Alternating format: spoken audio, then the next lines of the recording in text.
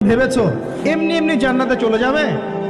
যতক্ষণ না আল্লাহ পাক তোমাদেরকে পরীক্ষা করছেন, যতক্ষণ না আল্লাহ পাক দেখে নিচ্ছেন কে তোমাদের মধ্যে সবর করনেওয়ালা আর প্রচেষ্টা চালানেওয়ালা, তোমরা কি ভেবেছো এমনি এমনি জান্নাতে চলে যাবে?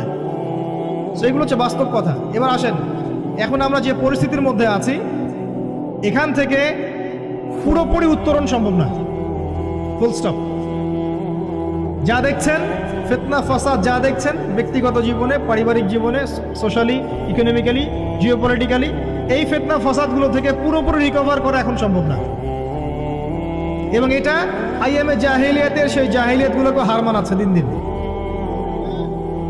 এখানে নবী সাল্লাল্লাহু আলাইহি ওয়াসাল্লামের সিরাত বা জীবনী এটা ঘেটে দেখবেন তিনি কিভাবে সমাজ সংস্কার করেছেন, ওটাই পথ পদ্ধতি, এর বাইরে কোনো পথ নাই। আর একটা দিন যাবে আর আপনার কাছে মনে হবে গতকালটা আজকের দিনের চেয়ে ভালো ছিল।